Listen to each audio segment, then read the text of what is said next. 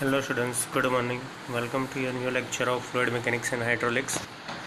In the previous lecture we have discussed about your unit fluid kinematics. In that lecture we have seen the flow nets. तो flow nets क्या होता है, उसकी application क्या होती है, कैसे वो बनाई जाती है, वो सारी चीज़ें जो है वो हमने लास्ट लेक्चर में देखी थी। तो आज हम आपके डायनेमिक्स पोर्शन पे जाने वाले हैं, फ्लूइड डायनेमिक्स। तो काइनेमेटिक्स और डायनेमिक्स में पहले क्या डिफरेंस है वो मैं आपको बता दूं। तो काइनेमेटिक्स में हम क्या करते थे कि जो फ्लूइड मैकेनिक्स की एक ऐसी ब्रांच कि जो डीलिंग करती थी फ्लूइड के बिहेवियर से when it is in motion. Okay, जब आपका फ्लूइड मोशन में हो तब वो डील करता था बिहेवियर के साथ फ्लूइड के, बट उसमें कोई फोर्सेस रिस्पॉन्सिबल जो भी होते थे मोशन के लिए उसे हम कंसिडर नहीं करते थे। बट नाउ इन डायनेमिक्स हम वो फोर्सेस कंसिडर करेंगे कि किसकी वजह से फ़्लो जो है वो हुआ है। ओके, तो हम यहाँ पे रेफरेंस के तौर पे लेंगे कि reference to the forces responsible for flow, यानी फोर्सेस अब जो डायनेमिक्स है उसमें इंक्लूड हो गए। काइनेमेटिक्स में फोर्सेस जो मोशन के लिए रिस्पॉन्सिबल थे वो इंक्लूड नहीं होते थे। इतना ही डिफरेंस है फ्लूइड काइनेमेटिक्स एंड डायनेमिक्स में। ओके, तो आज जो है वो हम डायनेमिक्स पोर्शन देखने वाले हैं। तो स्टार्ट करते हैं डायनेमिक्स।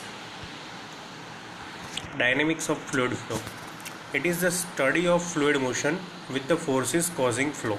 ओके, अगर फ्लूइड डायनेमिक्स की फुल डेफिनेशन हम देना चाहें तो ऐसे दे सकते हैं, fluid dynamics is the branch of fluid mechanics dealing with the behaviour of fluid when it is in motion with reference to the forces responsible for flow. यानी फ्लूइड मैकेनिक्स, फ्लूइड डायनेमिक्स जो है वो fluid mechanics की ऐसी branch है जो deal करती है बिहेवियर ऑफ फ्लूइड के साथ when it is in motion, जब वो मोशन में हो, and with reference to the forces responsible for flow. Okay, तो it is the study of fluid motion with the forces causing flow. The dynamic behaviour of the fluid flow is analysed by Newton second law of motion. अब ये जो dynamic behaviour है fluid का, उसे हम analyse कर सकते हैं न्यूटन्स के सेकेंड लॉ से। ओके, तो न्यूटन्स का जो सेकेंड लॉ है वो है F is equal to ma, force is equal to mass into acceleration.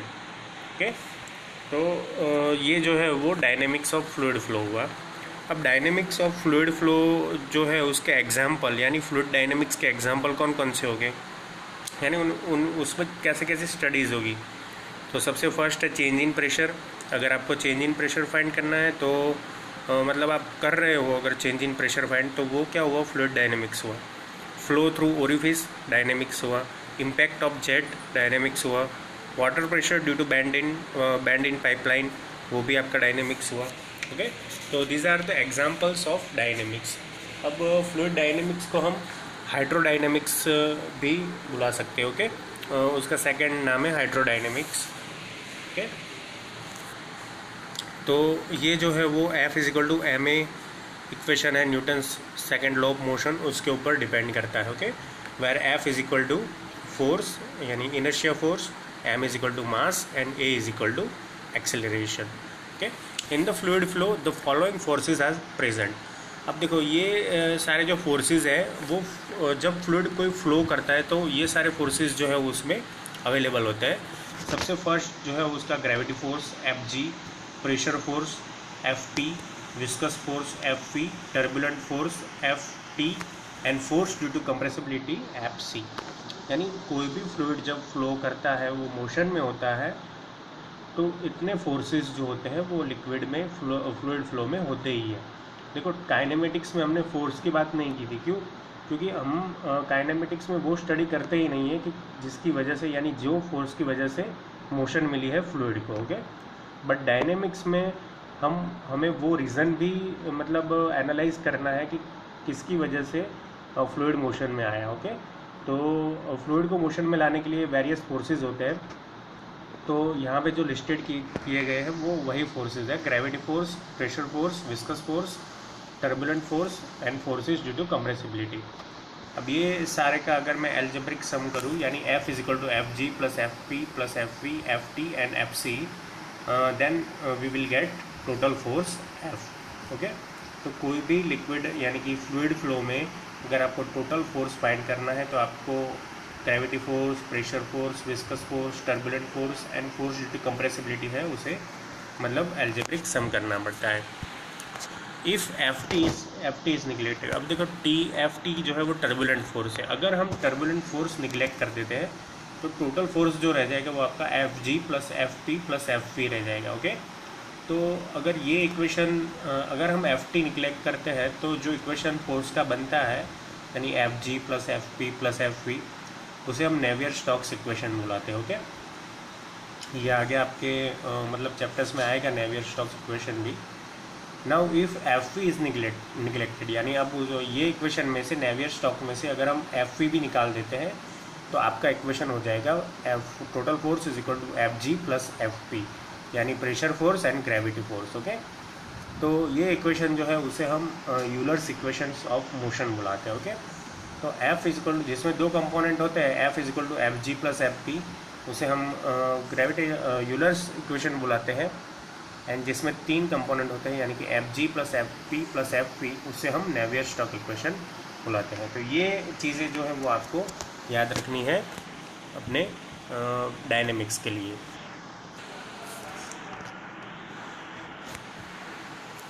फिर से मैं एक बार रिपीट करवा देता हूँ कि अगर कोई भी फ्लूइड का हमें फोर्सेस जो है वो डिफाइन करना है तो उसमें gravity force, pressure force, viscous force, turbulent force and forces due to compressibility होता है। अगर हम F G plus F P plus F P plus F T and F C करते हैं तो हमें टोटल जो फोर्सेस है वो मिल जाएगी। ओके, उसमें से मतलब अगर हम सबसे फर्स्ट जो है एफ टी निगलेक्ट करते हैं यानी कि तीन टर्म रह जाते हैं उसमें F G plus F P plus F P, तो उससे हम नेवियर स्टोक्स इक्वेशन बुलाते हैं। And if F V is neglected, अगर ये तीन में से हम एफ वी भी निगलेक्ट कर जाते हैं तो F is equal to F G plus F P हो जाएगा, और ये इक्वेशन को हम यूलर्स इक्वेशन ऑफ मोशन बुलाते हैं। ओके, और ये जो पांच कंपोनेंट हैं उसमें से अगर मैं ओनली एफ सी जो है यानी कंप्रेसिबिलिटी जो है वो निगलेक्ट करता हूँ तो आपके पास चार टर्म रहेंगे, F G plus F V plus F P and F T. तो ये इक्वेशन को हम रेनॉल्ड्स इक्वेशन ऑफ मोशन बुलाते हैं। ओके, तो ये टोटल पांच फोर्सेस के ऊपर से हम तीन इक्वेशन जनरेट कर सकते हैं, Reynolds equation of motion, Navier Stokes equation and Euler's equation of motion. हालांकि ये सभी का डेरिवेशन जो है वो अलग अलग होता है, बट जनरल टर्म्स में अगर हम बोला है कि कितने फोर्सेस से कौन सा इक्वेशन बन सकता है तो रेनॉल्ड्स नंबर जो इक्वेशन है वो चार फोर्सेस से बनता है, gravity, pressure, viscous force and turbulence force.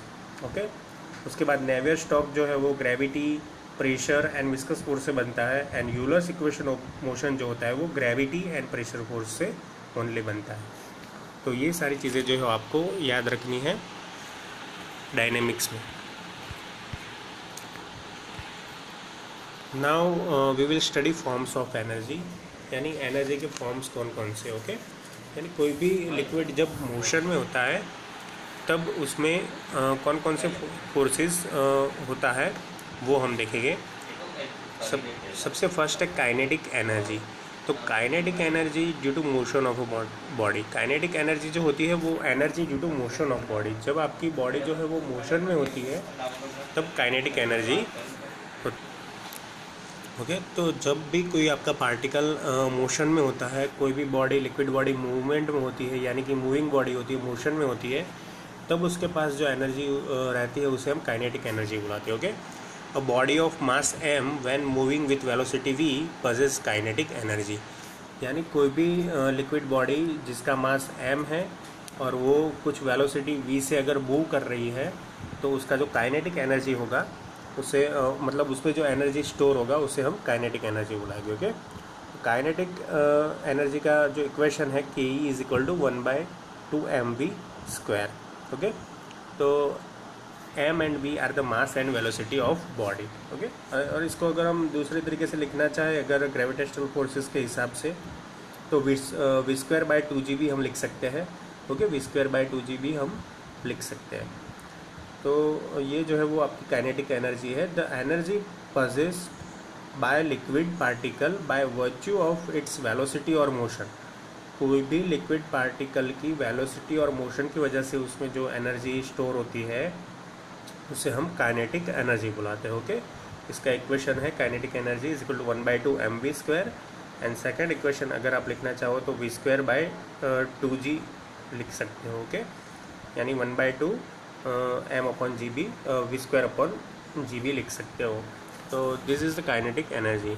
Now potential energy. Potential energy किसे बोलते हैं? तो the energy possess by liquid particle by virtue of its position, यानी कोई भी लिक्विड पार्टिकल की पोजीशन की वजह से, वो जिस पोजीशन में पड़ा है उस पोजीशन के हिसाब से उसमें जो एनर्जी होती है उसे हम पोटेंशियल एनर्जी बुलाते हैं। ओके, अगर आप कहीं पे बैठे हो तो आप में पोटेंशियल एनर्जी स्टोर है। अगर आप कहीं पे मोशन में हो, यानी कि अगर आप व्हीकल से जा रहे हो या बाय साइकिलिंग या बाय रनिंग जा रहे हो, तो उसका मतलब क्या हो कि आप में कुछ काइनेटिक एनर्जी। ओके, यानी जब आप बैठे हुए हो स्टेडी पोजीशन में तो पोटेंशियल एनर्जी, और जब आप मोशन में होते हो तब आपकी काइनेटिक एनर्जी। तो वैसा ही सेम लिक्विड पार्टिकल के लिए होता है। जब लिक्विड पार्टिकल कहीं पे पड़ा हुआ होता है, यानी कि कहीं पे मतलब स्टेडी रहता है, तब वो एनर्जी को हम पोटेंशियल एनर्जी बुलाते हैं। एंड जब वही पार्टिकल मूवमेंट में आता है तब उसे हम काइनेटिक एनर्जी बुलाते हैं। Okay, energy due to elevation of body above an arbitrary datum. Okay, कोई एक आर्बिट्ररी डेटम, यानी कि कोई भी हम एक डेटम फिक्स कर लेते हैं, तो वो डेटम के ऊपर वो बॉडी का, यानी कि वो पार्टिकल का कितना एनर्जी होगा, तो उसे हम पोटेंशियल एनर्जी बुलाएंगे। ओके, और पोटेंशियल एनर्जी का इक्वेशन है mg/z। अब w की जगह हम m/gb लिख हैं। ओके, तो जो पोटेंशियल एनर्जी P हुआ वो mg/z हुआ, और mg की जगह अगर हम w लगा दें, यानी कि वेट लगा दें, तो वेट ऑफ w/z भी हो सकता है। पर w is equal to weight of liquid and z is equal to head in metres. Okay, तो z जो है वो आपका एलिवेशन है बॉडी का। ओके, कि आपकी बॉडी डेटम लाइन से कितने ऊपर मतलब स्टोर की गई है, यानी कि कैसे स्टेडी है, वो आपको मीटर्स में फिगर दिखाएगा। ओके, उसके बाद थर्ड जो एनर्जी है वो है pressure energy. Energy due to pressure above datum, most usually it's pressure above the atmospheric. Okay, the energy possessed by a liquid particle by virtue of its existing pressure is known as pressure energy।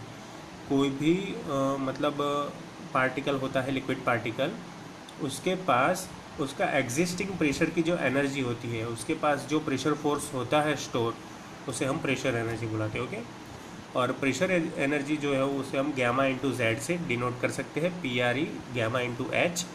Pressure energy को हम P/W से भी denote कर सकते हैं। Okay,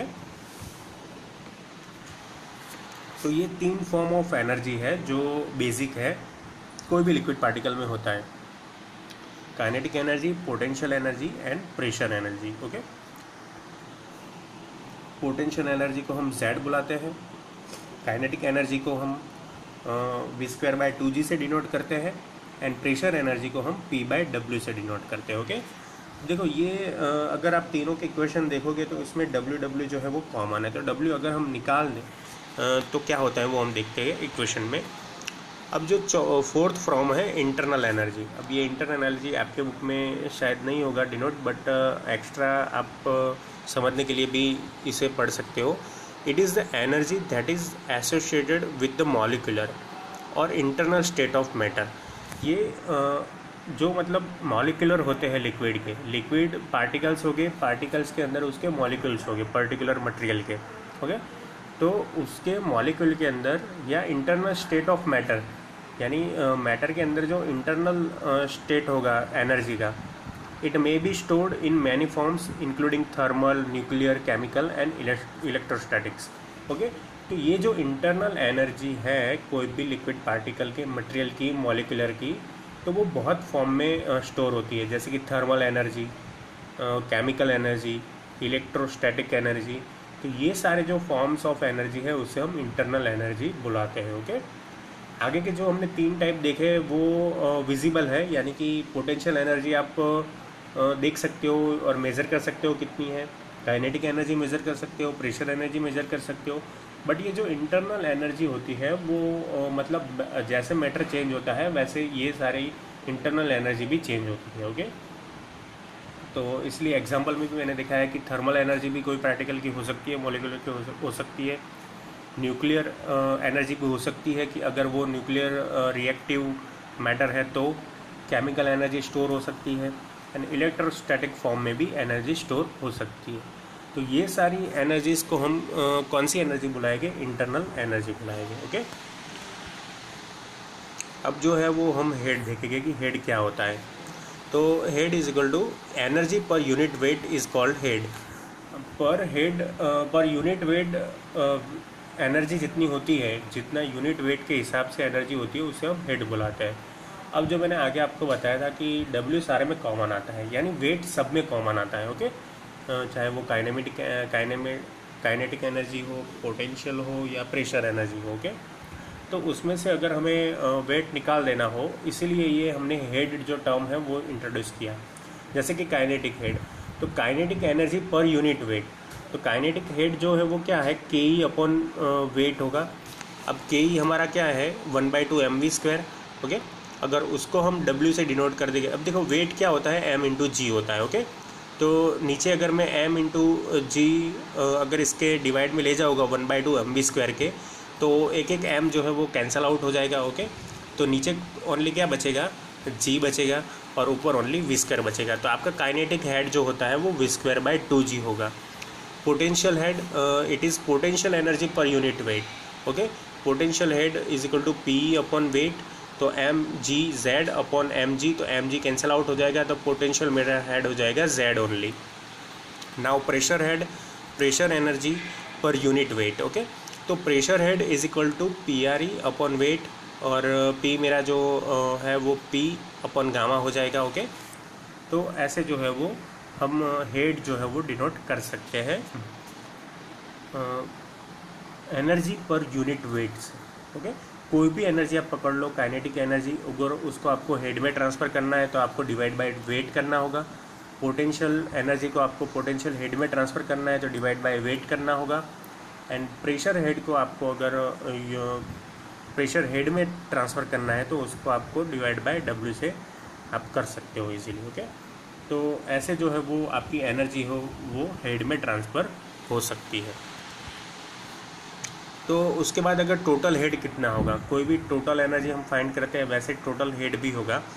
तो कोई भी लिक्विड अगर मोशन में है तो उसका टोटल हेड कितना होगा?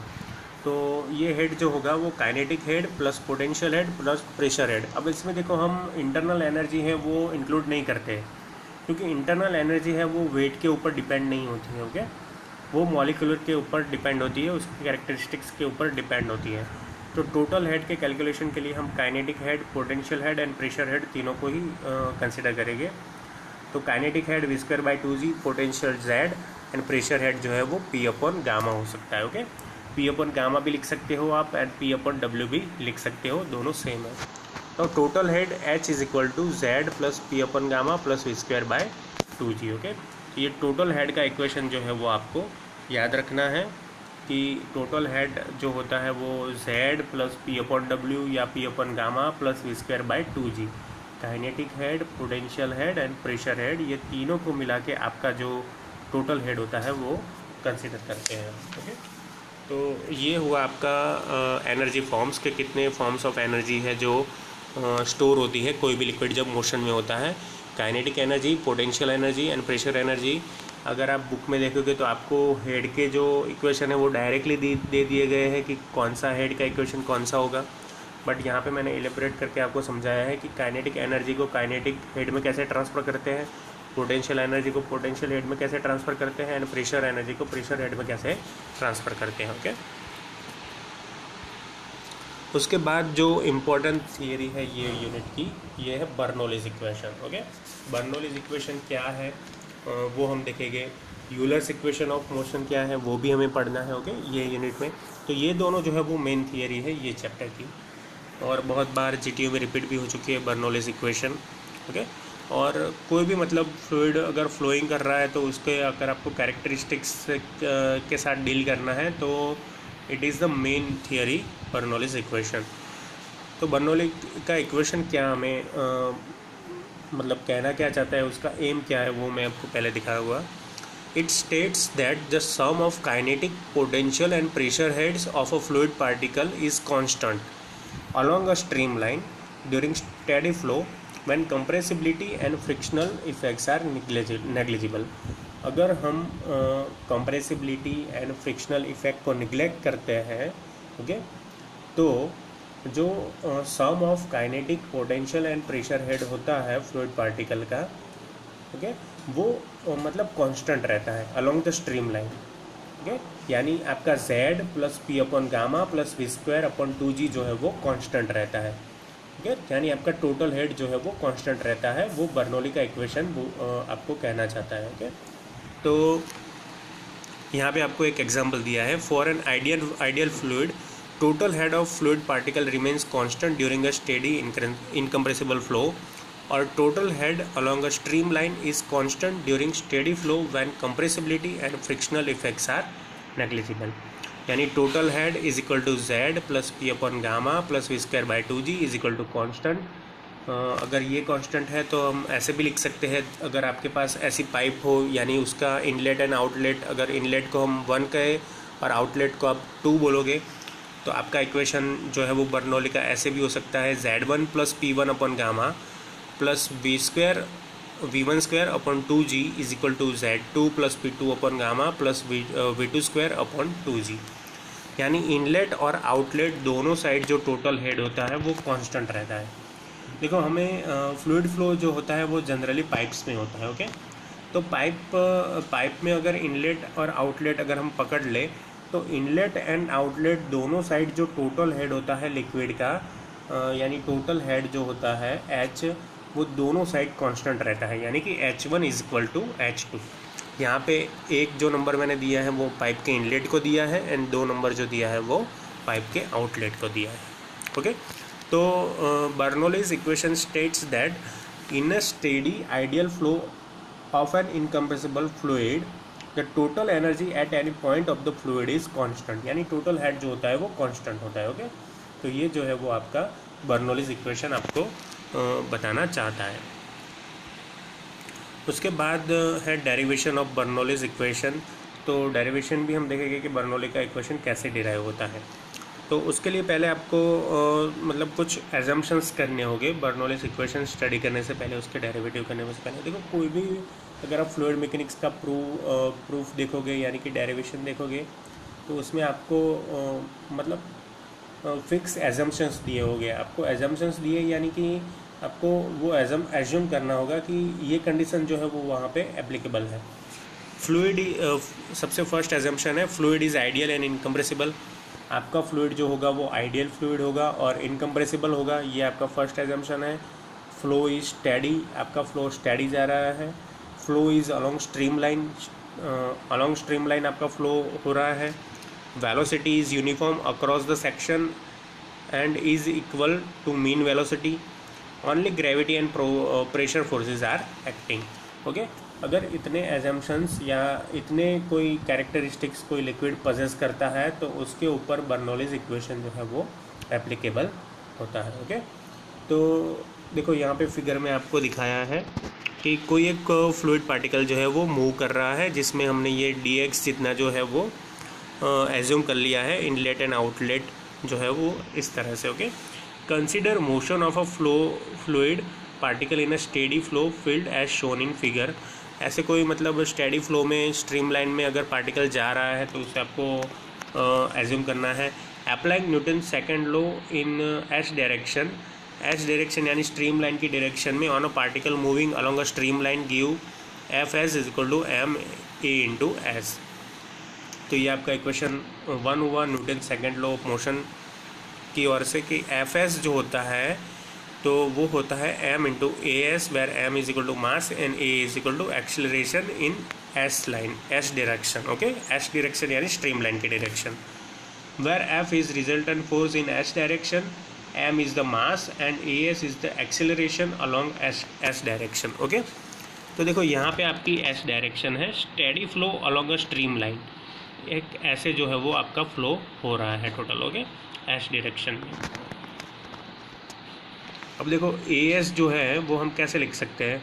तो एक्सेलरेशन अगर आपको लिखना है तो आपको डेरिवेटिव करना होगा वेलोसिटी का, okay, with respect to time. तो ए एस आप लिख सकते हो D V upon D T. अब dv की जगह हम क्या लिख सकते हैं, ds इंटू डी लिख सकते हैं, s इंटू डी क्योंकि s डायरेक्शन में है। ओके, तो ds into D V upon D T into D S is equal to v into D V by D S. अब जो आपका ds बाई डी टी जो होता है, ds बाई डी टी वो एक्चुअली v होता है velocity and D V by D S. तो आपका एक्सेलरेशन जो है वो आपको v into D V upon D S से दे सकते हो। ये आपका इक्वेशन नंबर 2 हो गया। Okay, now F S is equal to P into D A minus P plus D P into D A minus W sine theta. अब ये जो इक्वेशन है वो कहाँ से है मैं आपको दिखाता हूँ। तो ये इक्वेशन के लिए आपको ये फिगर जो है वो रेफ़र करनी होगी। देखो उसकी जो फर्स्ट पोजीशन थी, यानी कि फर्स्ट पॉइंट पे जो प्रेशर था वो था P इंटू डी ए। ओके, डी एक्स जितनी स्ट्रिप हमने जो है वो एज्यूम की है। ओके, और उसके बाद जो प्रेशर होगा वो P प्लस डी पी होगा, यानी प्रेशर का चेंज जो होगा डी पी वो टोटल प्रेशर P में ऐड होगा, P plus D P into D ए। ओके, तो F जो टोटल फोर्स है एस डायरेक्शन में वो उसका डिफरेंस कितना होगा, तो P into D A minus P plus D P D A and W sine theta. अब ये डब्ल्यू साइन थीटा जो है वो यहाँ से आया। देखो आपका W आपका जो वेट होगा वो डाउनवर्ड होगा। ओके, और ये जो है वो आपका वर्टिकल होगा, तो इन दोनों के बीच में जो है वो एंगल थीटा बनेगा। अब ये केस देखने के लिए देखो आप ये देख सकते हो, ये आपका ds है, ds डायरेक्शन में ये dz है, ये dx है, तो आपका साइन थीटा जो हुआ वो dz अपॉन dx हुआ। ओके, इसलिए यहाँ पे w साइन थीटा जो है वो लिखा हुआ है। तो टोटल फोर्स का इक्वेशन नंबर 3 होगा p into D A minus P plus D P into D A minus W sine theta. Now substituting the values from equation 2 and 3 to equation 1, हमें इक्वेशन 3 एंड 2 की value जो है वो equation 1 में रखनी है। तो एफ एस की वैल्यू जो है वो P into D A minus P plus D P into D A minus W sine theta is equal to m into V D V upon D S. Okay, अगर इसको हम total simplify करते हैं तो minus D P into D A minus rho G D A D S D Z upon D S is equal to P D A D S V D V upon D S होगा। Okay, cancelling D A and simplifying. Okay, D A मतलब सारे equation में मौजूद है, तो उसे हम अगर कैंसिल करते हैं तो वो इक्वेशन हो जाएगा minus D P minus rho into G into D Z is equal to rho into V into D V. वो आपका इक्वेशन नंबर 4 हो जाएगा। Okay, not that V into D V is equal to 1/2 D into V square होगा। Okay, देखो यहाँ पे v into D V portion जो है, यानी कि ये पोर्शन जो है v इंटू डी वी, उसे अगर हम सिंप्लीफाई करते हैं तो वो हो जाएगा 1/2 D V square minus D P minus rho into G D Z is equal to rho into 1/2 D V square. आपका इक्वेशन नंबर 5 होगा। ओके, देखो यहाँ पे आपको एक्सप्लेनेशन पूरी दी गई है कि W is equal to weight of fluid is equal to M G, और अगर m को हम लिखना चाहें तो rho into D A into D S into G P लिख सकते हैं, and W sine theta is equal to component acting along S direction. D A is equal to area of flow, कितने area में वो flow हो रहा है, and D S is equal to length between sections along pipe. Okay, now dividing the equation by rho, अगर हम रो से उसे डिवाइड कर देते हैं तो D P upon rho plus G into D Z plus 1/2 into D V square is equal to 0। Now integrating, अब देखो इंटीग्रेशन क्यों करना है, क्योंकि हमारी स्ट्रिप जो है वो हमने P फोर्सेस से P plus D P forces तक एज्यूम की है। ओके, तो हमें इसको इंटीग्रेट करना होगा। ओके, तो इंटीग्रेट अगर ये हम टर्म करते हैं तो देखो ये 0 के साइड इंटीग्रेट करेंगे तो हम यहाँ पे कांस्टेंट हो जाएगा। ओके, एंड यहाँ पे अगर हम इंटीग्रेट करेंगे तो D P upon rho plus G into D Z plus 1/2 D V square हो जाएगा। Assuming incompressible and steady flow, अगर हम इनकम्प्रेसिबल फ्लो जो है वो एज्यूम करते हैं, यानी कि आपका फ्लूइड कंप्रेसिबल नहीं है, तो डी पी अपॉन रो जो है वो पी अपॉन रो हो जाएगा, यानी टोटल प्रेशर हो जाएगा। जी इंटू डी जेड है वो जी इंटू जेड हो जाएगा, एंड 1/2 डी वी स्क्वायर है वो 1/2 वी स्क्वायर हो जाएगा, और 0 जो है वो वहाँ पे इंटीग्रेशन करोगे आपको तो वो कंटिन्यूस हो जाएगा। Okay, dividing each equation by G, अगर हम ग्रेविटेशनल फोर्स से डिवाइड कर देते हैं तो P upon rho G plus Z plus V square upon 2g is equal to constant. Okay, तो ये जो अब आप देखो कि ये जो आपका इक्वेशन है वो कैसा इक्वेशन है, जो आपके तीनों हेड है, ये देखो potential head, velocity head and pressure head, ये तीनों इज इक्वल टू कांस्टेंट। तो ये इक्वेशन ही आपका बर्नौली का इक्वेशन है। Hence equation 9 for steady incompressible fluid assuming no frictional forces frictional losses can be written as Z1 plus P1 upon gamma plus V1 square upon 2G is equal to Z2 plus P2 upon gamma plus V2 square upon 2G। यानी दोनों side के total head at 1 and total head at point 2 is equal to same हो गए equal to हो गए दोनों। Then above equation number 10 is a general form of Bernoulli's equation. तो ये इक्वेशन नंबर 10 जो है वो आपका जनरल फॉर्म है बर्नौली के इक्वेशन का। ओके, तो ऐसे जो है वो आप बर्नौली का इक्वेशन जो है वो टोटल डिराइव कर सकते हो। तो आज के लिए यहाँ तक फ्रेंड्स। नेक्स्ट लेक्चर में हम देखेंगे कि कैसे जो है वो हम यूलर्स का इक्वेशन भी डिराइव कर सकते हैं ऐसे। Okay, thank you students for watching and keep watching for updating videos of fluid mechanics and hydraulics. Thank you.